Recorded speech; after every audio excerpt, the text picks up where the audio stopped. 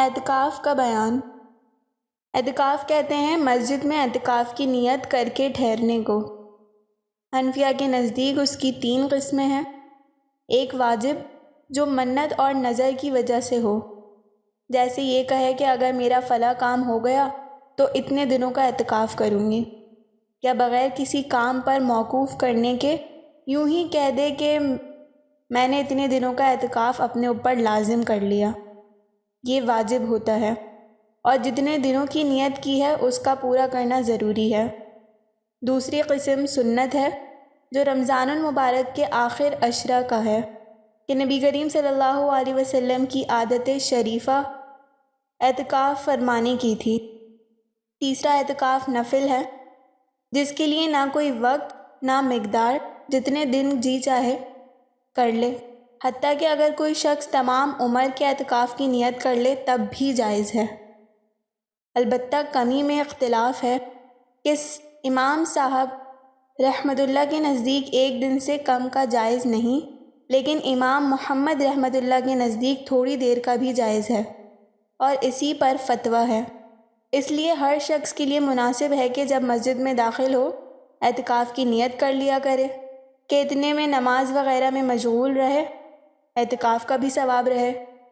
اعتکاف کا بہت زیادہ ثواب ہے، اور اس کی فضیلت اس سے زیادہ کیا ہوگی کہ نبی کریم صلی اللہ علیہ وسلم ہمیشہ اس کا اہتمام فرماتے تھے۔ معتکف کی مثال اس شخص کی ہے کہ کسی کے در پر جا پڑے کہ میری درخواست قبول نہ ہو تب تک وہاں سے نہ اٹھے۔ اگر حقیقتاً یہی حال ہو تو سخت سے سخت دل والا بھی نرم ہو جاتا ہے، اور اللہ تعالیٰ کی کریم ذات تو بخشش کے لیے بہانہ ڈھونڈتی ہے، بلکہ بے بہانہ مرحمت فرماتے ہیں۔ اس لیے جب کوئی شخص اللہ کے دروازے پر دنیا سے قطع تعلق ہو کر جا پڑے تو اس کے نوازے جانے میں کیا تأمل ہو سکتا ہے، اور اللہ تعالیٰ جس کو اکرام فرما دے اس کے بھرپور خزانوں کا بیان کون کر سکتا ہے۔ نیز اعتکاف میں ہر وقت عبادت میں مشغولی ہے کہ آدمی سوتے جاگتے ہر وقت عبادت میں شمار ہوتا ہے۔ حدیث میں آیا ہے کہ جو شخص میری طرف 1 ہاتھ قریب ہوتا ہے میں اس سے 2 ہاتھ قریب ہوتا ہوں، اور جو میری طرف آہستہ بھی چلتا ہے میں اس کی طرف دوڑ کر آتا ہوں۔ مرد کے لیے سب سے افضل جگہ مسجد مکہ ہے، پھر مسجد مدینہ منورہ، پھر مسجد بیت المقدس، ان کے بعد مسجد جامع، پھر اپنی مسجد۔ امام صاحب رحمۃ اللہ کے نزدیک یہ بھی شرط ہے کہ جس مسجد میں اعتکاف کرے اس میں 5 وقت کی جماعت ہوتی ہو۔ عورت کے لیے اپنے گھر کی مسجد میں اعتکاف کرنا چاہیے۔ اگر گھر میں کوئی جگہ مسجد کے نام سے متعین نہ ہو تو کسی کونے کو اس کے لیے مخصوص کر لے۔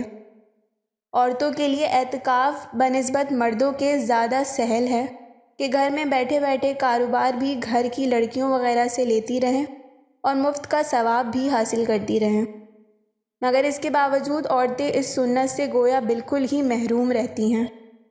نبی کریم صلی اللہ علیہ وسلم کا ارشاد ہے کہ معتکف گناہوں سے محفوظ رہتا ہے، اور اس کے لیے نیکیاں اتنی ہی لکھی جاتی ہیں جتنی کہ کرنے والے کے لیے۔